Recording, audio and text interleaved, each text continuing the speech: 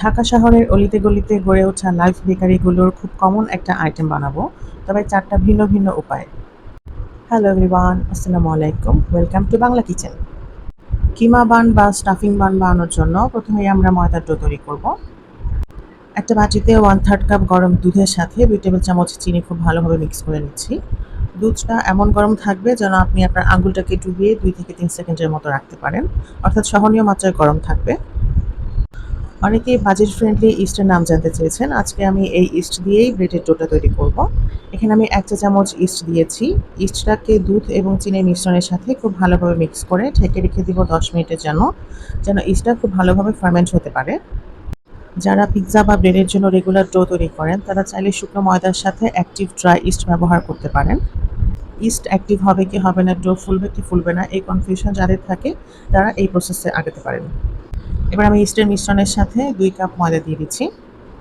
2 cup ময়দার জন্য east এবং দুধের এই অনুপাতটাই ঠিক থাকবে। দিয়ে দিচ্ছি হাফ চা চামচ লবণ। এবার সবকিছুকে একসাথে খুব ভালোভাবে মিক্স করে নিব। আমি এখনো পর্যন্ত এখানে কোনো তেল বা বাটার ব্যবহার করিনি। ডোটা শুরুর দিকে একটু আঠালো মনে হতে পারে। যখন সবকিছু একসাথে মিক্স হয়ে যাবে তখন আমি এখানে 2 টেবিল চামচ বাটার দিয়ে দিয়েছি। বাটার দিয়ে এবার আমরা ডোটাকে খুব ভালোভাবে মথে নিব। আমি এখানে বাটির মধ্যে রেখেই এই ময়ানের কাজটা করব। ওপেন সারফেসে রেখে ব্রেডের মতো ময়ান দেওয়ার কোনোই প্রয়োজন নাই। শুরুর দিকে ডোটাকে আঠালো মনে হতে পারে, তবে 4-5 মিনিট ময়ান দেওয়ার পর আঠালো ভাবটা কমে যাবে। ডোটা সফট থাকবে কিন্তু হাতের সাথে লেগে আসবে না। এবার ডোটাকে ফুলে ওঠার জন্য আমি ঢেকে রেখে দেবো প্রায় 40 মিনিটের মতো। স্টাফিং তৈরি করার জন্য আমি এখানে মাংস নিয়েছি প্রায় 200 গ্রামের মতো। একটু ছোট করে কেটে নিয়েছি যেন আমার কিমা বানাতে সহজ হয়।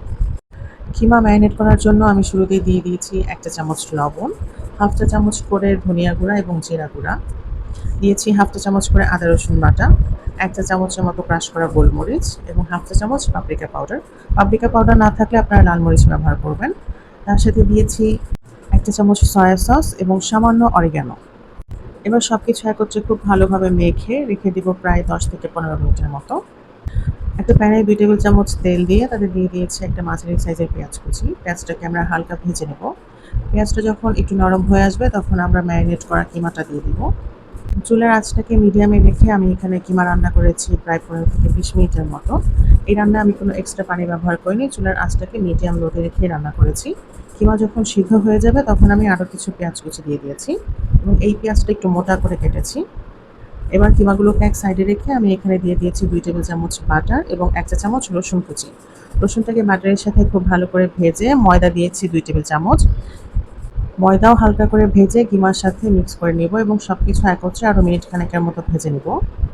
বেশ কিছুক্ষণ ভাজার পরে আমি লিকুইড দুধ দিয়েছি 1 কাপ। এবার সবকিছু একত্রে খুব ভালো করে মিক্স করে নেব। দুধটা আস্তে আস্তে যখন ঘন হতে শুরু করবে তখন আমি দিয়ে দিয়েছি প্রায় 2 টেবিল চামচের মতো চিলি গার্লিক সস এবং 1 টেবিল চামচ টমেটো সস। সবকিছু আবারও একত্রে খুব ভালোভাবে মিক্স করে নিয়েছি। এই পর্যায়ে আমি ঝালের জন্য আরও কিছুটা গোলমরিচ এবং বেশ কিছুটা চিলি ফ্লেক্স দিয়ে দিয়েছি। যখন এরকম মাখো মাখো ভাব আসবে তখন আমরা চুলার আঁচটাকে বন্ধ করে দেব। কিমার এই মিশ্রণটা যখন ঠান্ডা হবে তখন আরও বেশি ভারী হয়ে যাবে। কিমা ঠান্ডা হতে দিয়ে এবার আমরা পান বানাতে চলে যাব। ডোটা বেশ অনেকটাই ফুলে উঠেছে। এবার হাত দিয়ে চেপে চেপে ভিতরে বাতাস বের করে দিয়ে বাটিতে রেখে আমি আরও কিছুক্ষণ ময়ান দিয়ে নিয়েছি। এবার এই ডো থেকে নিজের পছন্দ মতো লিচি কেটে নিব।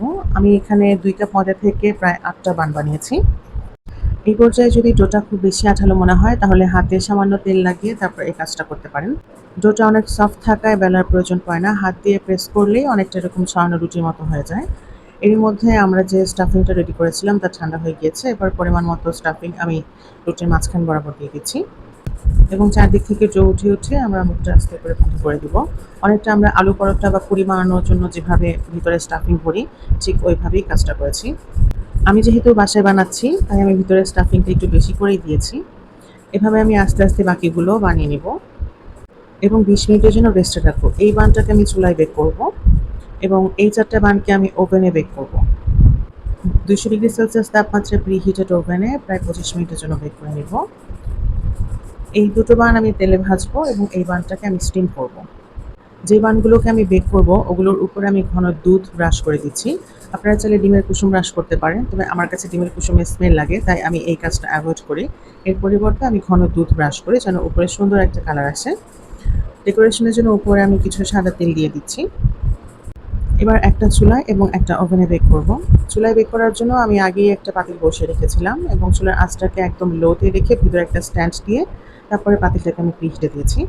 অনেকেই জিজ্ঞেস করেন এভাবে খালি পাতিলের মধ্যে বেক করলে পাতিল নষ্ট হয়ে যায় কিনা? আসলে নষ্ট হয় না।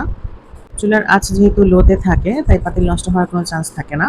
এবার চুলার আঁচটাকে লোতে রেখে আমি বেক করব প্রায় ৩০ থেকে ৩৫ মিনিটের মতো এবং এই দুটো বান আমি তেলে ভাজবো। তেলটাকে একটু বেশি গরম করে নিয়ে হালকা গরম করেছি।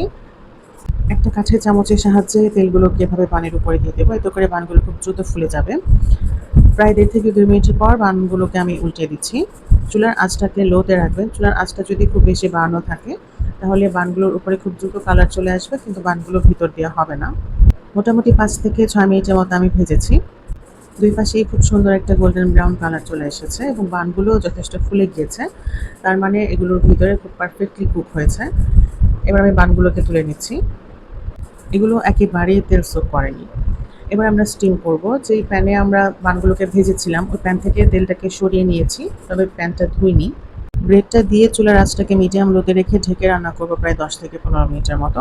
এর মধ্যে আমাদের চুলার বানটাও হয়ে গিয়েছে এবং ১০ থেকে ১৫ মিনিটের পরে ছিল আমার স্টিমের বান। দেখাই যাচ্ছে বানটা কতটা ফুলে উঠেছে। আর এটা ছিল আমার ওভেনে তৈরি বান। অনেকের ভয় থাকতে পারে যে বানগুলো আমরা তেলে ভেজেছি ওগুলো হয়তোবা অনেক বেশি তেল সোক করেছে। একেবারেই না, এগুলো একেবারেই তেল সোক করেনি এবং ভিতরটাও খুব সুন্দরভাবে কুক হয়েছে। ওভেনে তৈরি বানটাও অনেক সফট হয়েছে।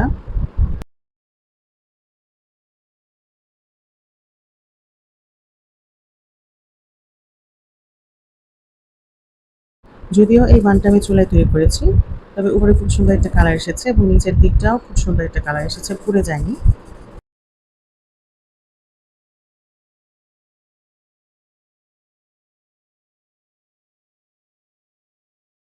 এটা ছিল স্টিম করা বান, যার নিচের দিকে খুব সুন্দর একটা কালার এসেছে এবং উপরের দিকটা খুবই সফট হয়েছে।